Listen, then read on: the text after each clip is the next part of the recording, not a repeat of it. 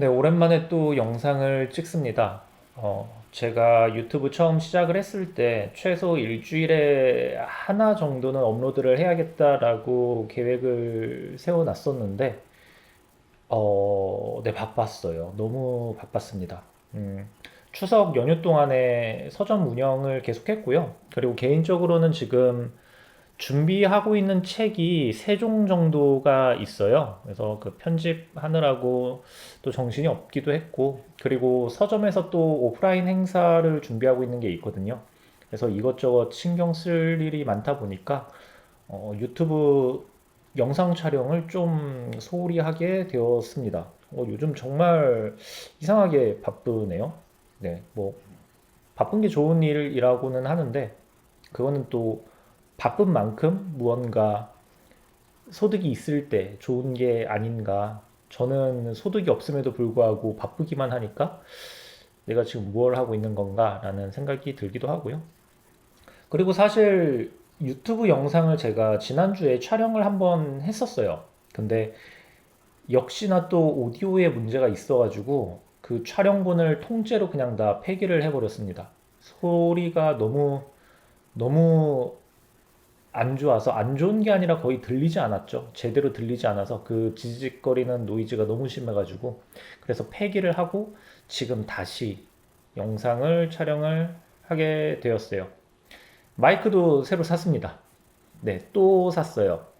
자꾸 이렇게 장비를 늘리면 안 되는데 소리가 중요하죠. 차라리 영상이 제대로 안 나오는 거는 상관이 없는데 그 음성이 제대로 들리지 않으니까 좀 치명적이더라고요. 그래서 마이크도 새로 주문을 해서 왔고요.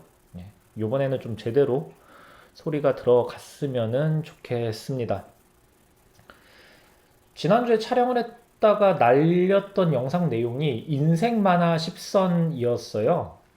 최근에 제가 그 김혜인 편집자님의 펀치, 어느 만화 편집자 이야기라고 하는 책을 읽었는데, 이 책을 읽다 보니까 저도 되게 예전에 그 도서대여점에서 굉장히 많은 만화책들을 읽었다라고 이전 영상에서 이야기를 드렸는데, 그때 생각이 막 나는 거예요. 그래서 떠오른 만화들을 좀 추스리다 보니까 명작이라고 할 만한 만화 리스트들이 좀 나오길래 요거 내 인생 만화 10선으로 한번 영상을 찍어봐도 재밌겠다라는 생각이 들어가지고 그걸로 촬영을 했었고요.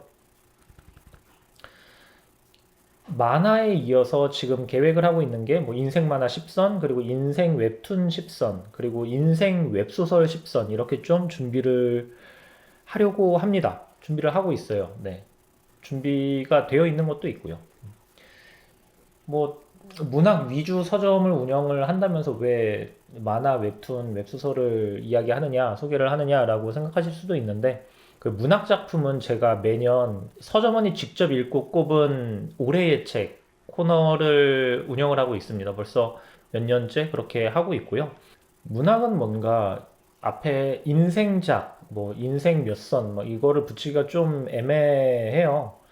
제가 5월 달에 김기태 작가님의 두 사람의 인터내셔널을 읽고, 와, 이거 너무 재밌다. 이거 너무 대단하다. 이거는 2024 올해의 책이다. 라고 생각을 해가지고 선정을 하고 마음속으로 선정을 하고 홍보도 하고 그랬었거든요. 근데 또 얼마 전에 김혜란 작가님의 신간이 또 나왔죠. 이중 하나는 거짓말이라고 하는 책이 나왔는데, 이제 그거를 또 읽고, 와, 씨, 이게 2024 올해의 책이다. 라고 또 마음이 바뀌었죠.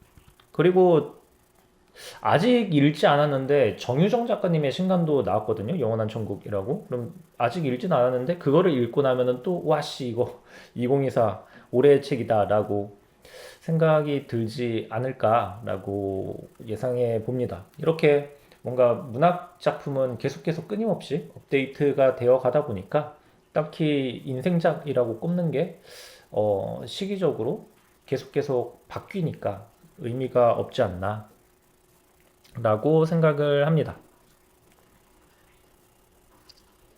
네, 그럼 오늘 인생 만화 10선과 인생 웹툰 10선 한번 시작을 해 보겠습니다. 소개에 들어가기 전에 앞서가지고 기준을 먼저 이야기를 해 드릴게요.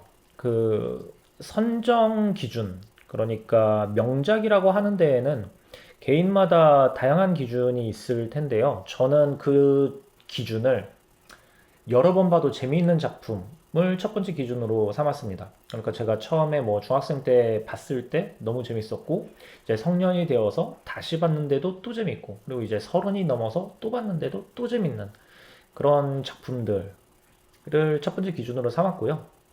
이게 세월이 흐르고 시대가 변하고 뭐 읽는 저도 나이가 들고 했음에도 여전히 재미가 있다라는 거는 그만큼 뭔가 시대를 초월한 재미를 보장한다가 되니까요. 그래서 첫 번째 기준으로 삼았고, 그리고 두 번째는 이제 당연히 첫 번째 기준을 충족시키기 위해서 두 번 이상 본 작품으로 선별을 했습니다. 사실 만화든 뭐 소설이든 영화든 드라마든 한 번 봤던 거를 두 번, 세 번 본다라고 하는 거는 쉽지 않은 일이기는 하죠. 그 시간과 돈을 들여서 봤던 거를 또 본다라는 거는 그만큼의 만족감을 또 얻을 수가 있다라는 거니까요. 그래서 두 번 이상 본 작품으로 기준을 잡았습니다. 그리고 오늘 제가 소개하는 만화 같은 경우에는 조금 연식이 된 작품들이 많이 있을 거예요. 고전이라고 하면은 고전이 되겠죠. 제가 90년대부터 이제 00년대 후반으로 가서 더 이상 만화를 읽지 않았으니까 보통 이제 90년대, 00년대에 출간된 작품들이 많이 있을 건데 요즘 중학교 1학년이면은 몇 살이야? 14이면은 24, 10년생? 네. 10년대 이전에 나온 작품들이면은 뭐 고전이라고 할 수 있겠죠? 네, 인생 만화 10선 첫 번째로 소개해드릴 작품은 몬스터와 20세기 소년입니다. 네, 우라사와 나오키 작가의 작품이죠. 여전히 그 처음 읽었을 때의 그 강렬함을 잊을 수가 없습니다. 두 작품 모두 워낙에 유명한 작품이기는 한데 이게 또 희한하게 뭔가 뭐 베스트 10, 뭐 인생 만화 아니면은 뭐 정말 베스트 만화 뭐 이런 거를 선정할 때에 되게 간당간당하게 포함이 되지 않는 작품들이기도 해요. 그래서 좀 취향을 타는 게 없잖아 있다라고 할 수가 있는데 사실 아는 분들은 다 아실 만큼 유명한 작품일 거예요. 근데 좀 오래되기도 했으니까 간략하게 도입부를 소개를 해보자면은 몬스터는 천재 의사 덴마라는 의사가 있는데 이 덴마가 일하는 병원에 어느 날 유한이라고 하는 꼬마애가 머리에 총을 맞아가지고 실려오게 됩니다. 그래서 이제 덴마가 그 유한이라는 꼬마를 수술하려고 하는데 곧 이어서 시장이 또 그 병원으로 오게 되어요. 근데 이제 병원의 관계자들은 병원에서 높은 사람들은 덴마한테 야 너 그 뭐 누군지도 모르는 꼬마애 말고 시장을 먼저 수술을 해라라고 압박을 합니다. 하지만 덴마는 의사로서의 자기 양심도 있고 뭐 자존심이 있으니까 그 제안을 거절하고 소년을 먼저 구해주게 됩니다. 그래서 덕분에 그 요한이라고 하는 꼬마애는 살아나게 되는데 시장은 죽고 말아요.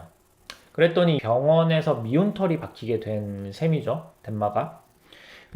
그래서 승진도 안 되게 되고 승진이 안 되니까 약혼녀한테 버림도 받게 되고 좀 그렇게 미운우리 취급을 받게 됩니다. 그럼에도 덴마는 이제 자기가 소년을 살렸다라고 하는 사실로 위안을 삼는데요. 근데 이제 재미있는 일들이 벌어지게 됩니다. 이 요한이라고 하는 꼬마가 정신을 차리고 난 이후에 그 덴마를 압박했던 병원의 윗사람들이 살해를 당해요. 하나, 둘. 그리고 이 요한이라는 꼬마는 실종이 되어 버립니다. 사라져 버려요. 그래서 이 덴마가 살린 꼬마 요한, 요 두 인물이 어떻게든 얽혀 있는 연결고리 안에서 끊임없이 연쇄살인이 벌어지기 시작하는데, 그리고 이 연쇄살인을 뒤쫓는 굉장히 이제 비범한 능력의 형사가 또 등장을 하거든요. 그래서 이 형사가 이걸 보니까 좀 이상하다. 이 모든 연쇄살인이 덴마를 중심으로 무언가 일이 벌어진다라는 거를 이제 깨닫고 그 덴마와 연쇄살인을 추적해 나가는 추리물이죠. 이 몬스터에서 정말 충격적인 게, 뭐 지금도 명장면으로 손꼽히기는 하는데, 그 살해 현장에 이렇게 메시지가 크게 나와 있어요. 그리고 덴마, 나를 봐. 내 안에 몬스터가 이렇게나 커졌어. 라고 하는 그 어떤 범인이 남긴 흔적이 있는데, 명작입니다. 지금도 무서워요. 네, 지금도 보면서 공포를 느끼면서 볼 수 있는 작품입니다. 네, 그리고 20세기 소년. 네, 이 작품도 워낙에 명작으로 소문이 나 있죠. 저 역시 인생 만화로 꼽았고요. 이것 역시 SF 스릴러예요. 되게 미스터리 SF 스릴러. 좀 보면은 좀 오소소소하고 소름이 돋을 만큼 무서운 만화입니다. 이 만화는 켄즈라고 하는 주인공이 있어요. 되게 한량이라고 해야 되나요? 네, 되게 한량처럼 노는 백수 아저씨죠. 근데 이 아저씨가 어린 시절에 골목대장이었는데 그 어린 시절에 예언의 서라고 하는 그 만화책을 하나 만듭니다. 근데 이 예언의 서의 내용이 뭐냐면은 이제 어떤 악의 세력이 등장을 해가지고 인류를 멸종시키는 시나리오예요. 근데 그런 만화책을 만들어 놓고 까먹고 있었는데 어느 날 이제 시간이 지나고 나서 이제 자기는 이제 어른이 됐고 성년이 돼서 이제 백수로 지내고 있는데 갑자기 현실에서 자기가 어린 시절 그 만들어 놨던 예언에서 있었던 일들이 현실에서 벌어지기 시작하는 거예요. 그러니까 어떤 세력이 인류를 멸망시키기 위해서 움직이기 시작한 거죠. 그래서 켄지가 이게 무슨 일이야? 이거는 내가 어릴 때 장난으로 만들었던 만화책인데 누가 과연 이런 일을 벌이고 있는 건가를 추격해 나가는 미스터리 추격물입니다. 네, 정말 명작들입니다. 처음에 인생 만화 한번 꼽아봐야겠다 라고 생각을 했을 때 가장 먼저 떠오른 작품이 이 두 작품이거든요. 몬스터와 20세기 소년. 스릴러, 추리, 미스터리 이런 거 좋아하시면은 이 두 작품 꼭 한번 읽어보시기를 추천드립니다. 네, 다음으로는 신세기 에반게리온입니다. 뭐 에반게리온은 말할 게 별로 없죠. 이미 전 세계가 인정한 명작 아닌가 싶습니다. 저는 에반게리온을 읽지 않은 사람과 만화에 대한 이야기를 나누지 않아요. 겸상을 하지 않습니다. 뭐 그럴 정도로 훌륭한 작품이고, 그리고 도서대여점이 그렇게 흥행하던 시절에 제가 이 에반게리온의 단행본은 전부 다 소장을 하고 있었어요. 네, 서점에서 구입을 해서 전부 다 소장을 하고 있었습니다. 그럴 정도로 저의 가장 인생작, 명작 중에 하나죠. 워낙에 유명한 작품이니까요. 뭐 부연 설명 없이 빠르게 넘어가겠습니다.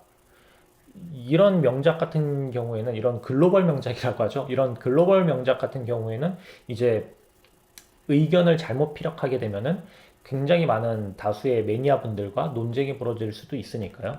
네, 빠르게 넘어가도록 하겠습니다. 그리고 이 에반게리온이 워낙에 유명하다 보니까 에반게리온이라고 하는 제목을 계속 듣다 보면은 내가 읽지 않았는데 이거 뭔가 아는 작품인 것 같다라는 느낌을 느끼실 수가 있어요. 근데 정주행을 해보지 않으셨다라고 하면은 꼭 한번 읽어보시기를 추천드려요. 이게 보통 대단한 작품이 아닙니다. 네, 사람들이 그렇게 대단하다라고 하는 데에는 이유가 있습니다. 꼭 한번 읽어보시기를 추천드리고요.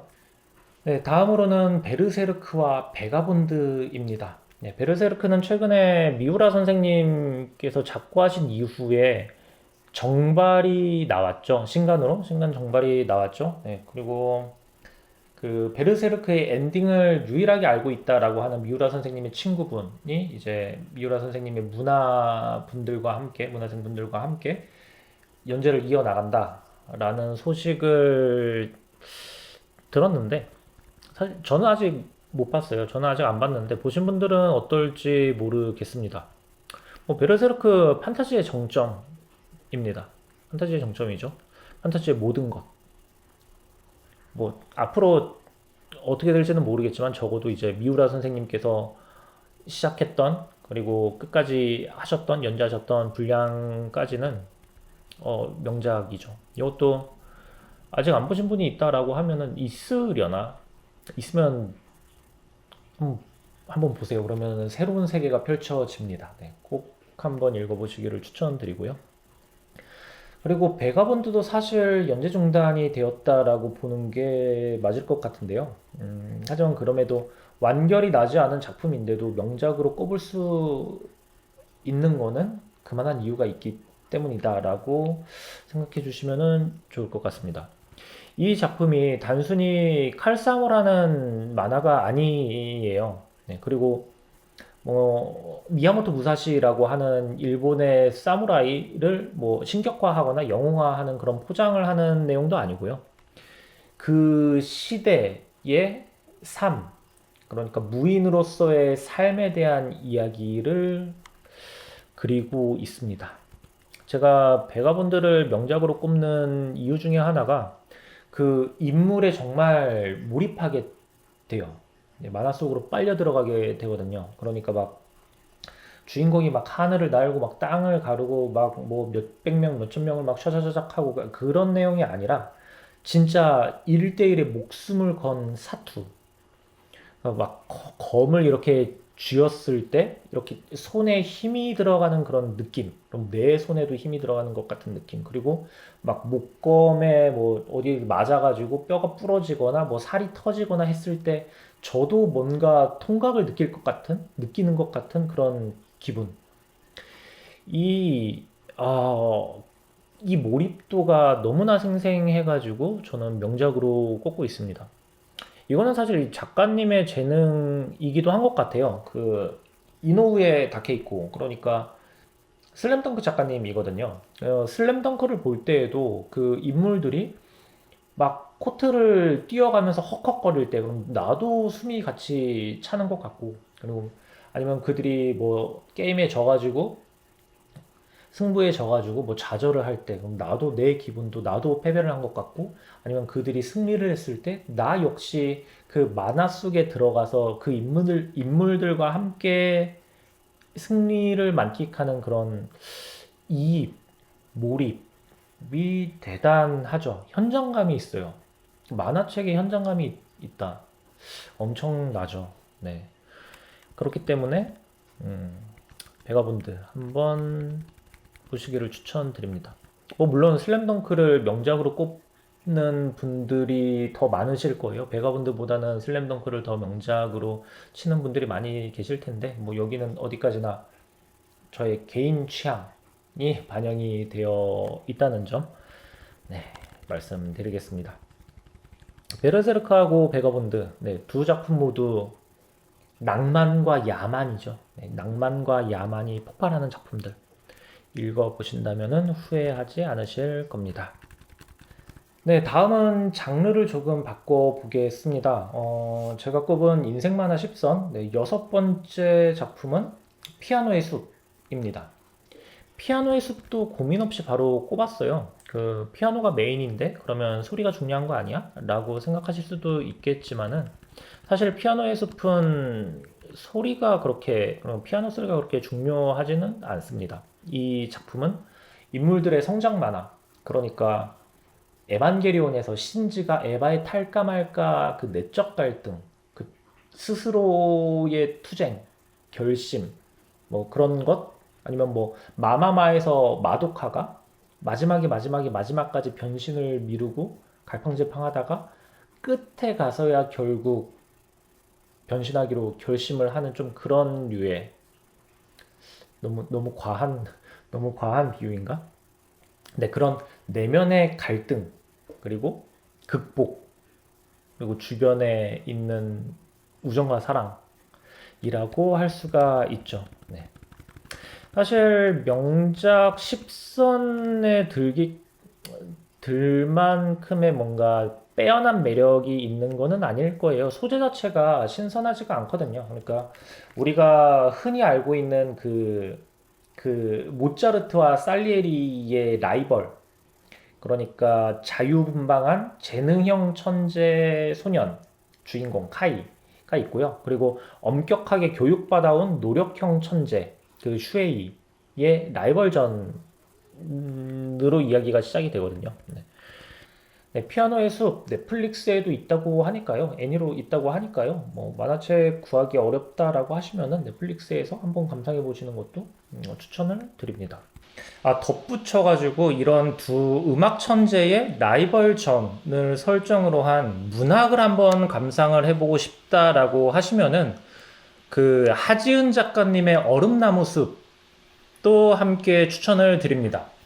얼음나무의 숲 같은 경우에는 제가 작년에 서점원이 읽고 꼽은 올해의 책으로 선정을 했을 만큼 정말 정말 재밌어요. 저는 개인적으로 하지은 작가님을 한국 환상 소설의 정점이라고 생각을 합니다. 네, 하지은 작가님의 뭐 다른 작품도 여러 가지가 있는데 언제나 화민 세계도 있고요. 그리고 요 얼음나무 숲도 함께 추천을 드립니다. 네, 다음으로 소개하는 명작 만화는 데스노트와 강철의 연금술사입니다. 제가 최근에 히가시노 게이고 작가의 용의자 X의 헌신을 읽었어요. 제가 좀 게이고 작가의 늦게 입문을 한 편인데, 그래서 용의자 X의 헌신을 얼마 전에서야 읽게 되었는데, 이 작품 진짜 재밌게 읽었거든요. 근데 읽다 보니까 계속 데스노트가 생각이 나는 거예요. 그러니까 두 천재의 추리 대결이라고 하는 점에서 계속 연상이 되었었나 봐요. 제가 개인적으로 좀 이런 거를 좋아합니다. 앞서 이야기 드렸던 뭐 피아노의 숲이라거나 아니면 얼음나무 숲도 마찬가지고 그 두 천재의 추리 대결, 좀 이런 라이벌전 같은 거를 개인적으로 좀 좋아하나 봐요. 그래서 데스노트가 생각이 나가지고 한번 찾아봤더니 네이버 시리즈에서 연재를 하고 있더라고요. 그래서 뭐 생각도 났겠다. 추억 삼아 그냥 한 권 정도, 1권 정도 한번 보자 싶어가지고 결제를 해서 봤는데, 네, 역시나, 네, 중간에 멈출 수가 없었죠. 정신을 차려보니까 쿠키를 다 태워버렸더라고요. 그리고 이거 처음에 볼 때는 아무 생각이 없었는데, 지금 다 보고 나서 생각을 하니까 쿠키 하나에 60개, 이 데스노트 단행본 한 권 소장이 쿠키 60개거든요. 그럼 쿠키 60개면 6,000원인데 단행본이 제가 알기로 한 5,500원 정도로 알고 있는데, 그러면 그냥 책을 사서 소장을 하면서 보는 게 낫지 않았을까. 심지어 저는 서점 사장인데 라는 생각을 좀 하기는 했습니다. 뭐 오랜만에 다시 봤다가 네, 빠져가지고 결제를 했죠. 물론 그만한 값어치는 네, 있습니다. 당연히. 그러니까 중간에 제가 자제하지를 못하고 또 계속 쿠키를 구웠겠죠. 네.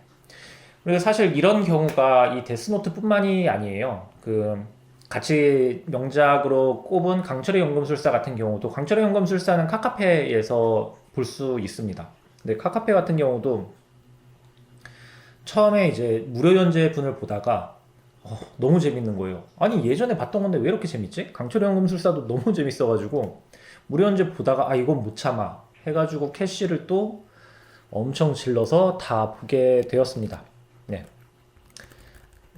아 저는 뭐 네이버 시리즈나 카카페이에다가 그 캐시 지르는 거를 아까워하지 않아요. 돈을 아까워하지는 않습니다. 뭐 이런 웹툰이나 웹소설도 마찬가지고 이런 단행본들, 세상의 모든 콘텐츠들은 그에 맞는 비용을 지불하고 즐기는 게 당연한 겁니다. 하지만 저는 서점 사장이니까 저는 서점 사장이잖아요. 그러니까 이왕이면은 좀 책으로 사다가 보면은 더 저렴하게 더 할 수가 있는데, 내가 그거를 못 참았다라는 게, 그 한순간의 유혹을 참지 못했다라고 하는 게, 역시 이래서 서점이 망하는 건가 라고 생각을 했었죠. 네. 네, 데스노트하고 강철의 연금술사 뭐 이견이 없으실 겁니다. 인생 명작으로 소개를 드렸고요.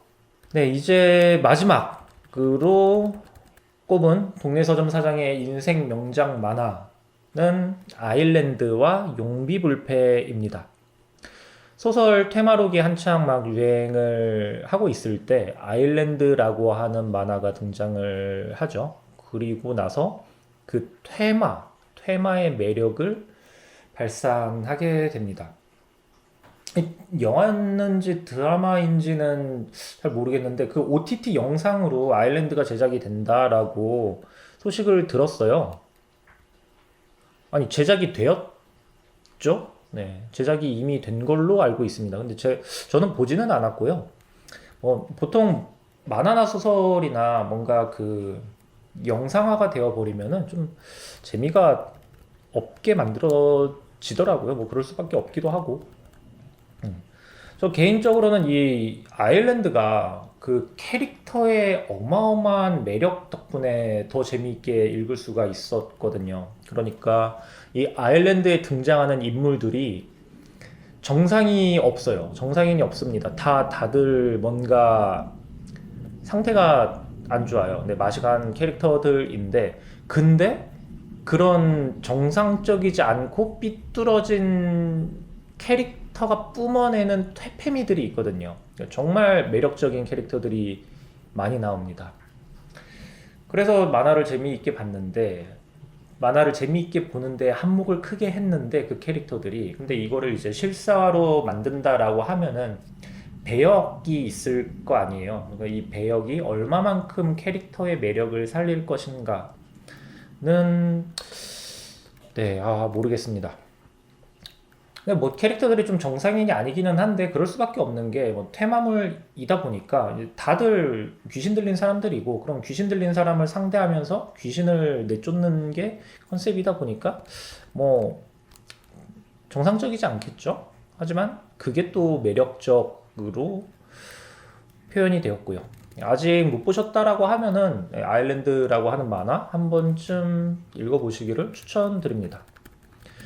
그리고 마지막 명작 만화 용비불패입니다. 네, 그 네이버의 고수라고 하는 웹툰을 연재하시면서 여전히 건재함을 증명하셨죠. 류기훈과 문정우 작가님의 초기작 용비불패입니다. 최근에 그 또 네이버 웹툰의 아수라라고 하는 작품도 연재를 하고 계십니다. 저도 지금 재미있게 보고 있고요. 이 용비불패가 무협 만화를 이야기할 때 빠질 수가 없죠. 그리고 특히나 한국 만화라고 한다라고 하면은 용비불패를 뛰어넘을 만한 무협 작품이 없을 겁니다.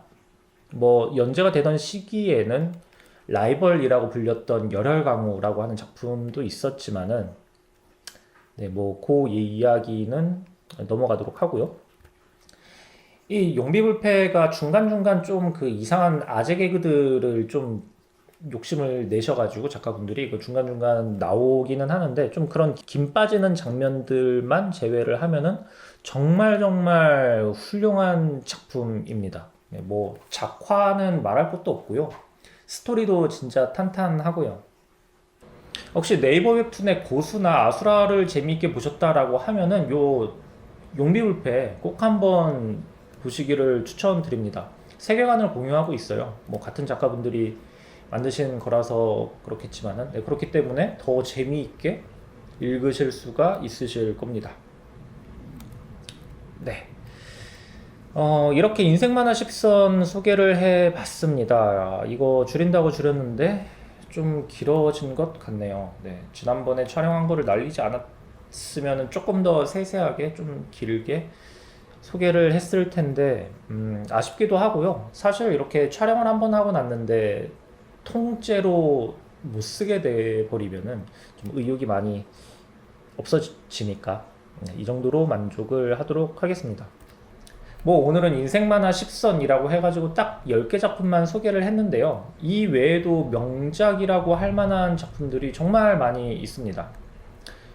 언급만 하고 가자면은 천기영 작가님 오디션이라거나 아니면 프리스트라거나 저는 개인적으로 그 도박묵시록 카이지보다 더 대단하다라고 여기는 작품 중에 하나가 은과 금이거든요. 은과 금도 있고 그리고 베가본드에 필적하는 시구루이라고 하는 작품도 있고요. 이것도 정말 명작입니다. 시구루이도 있고 배틀로얄도 있고요. 오나의 여신님 아니면 GTO 저희 때는 만화책 제목이 이제 반항하지 마라고 나왔었죠. 예, GTO도 있고. 그리고 에반게리온과 마찬가지로 제가 유일하게 전권을 소장하고 있었던 아이즈. 네, 아이즈까지 해서 제 마음속에는 아직 명작들이 더 많이 있습니다. 제가 연식이 좀 있다 보니까 명작으로 꼽는 작품들도 좀 다들 연식이 있어요. 하지만 영상 시작할 때 말씀드렸던 것처럼 그 명작의 기준이 네, 세월이 흐르고 시대가 흐르고 그리고 읽는 내가 그만큼이나 나이를 먹었음에도 불구하고 여전히 그때 느꼈던 그 재미와 감동을 지금도 느낄 수가 있다라고 하면은 그거야말로 명작이지 않나라는 생각에 이렇게 오늘 준비를 해봤습니다. 생각난 김에 정말 이번 겨울에는 만화책을 좀 잔뜩 쌓아놓고 전기장판 위에서 귤을 까먹으면서 만화책 정주행을 한번 해봐야겠다라는 생각이 드네요. 생각만 해도 굉장히 벌써부터 기쁩니다. 네, 영상 시청해주셔서 감사합니다. 끝!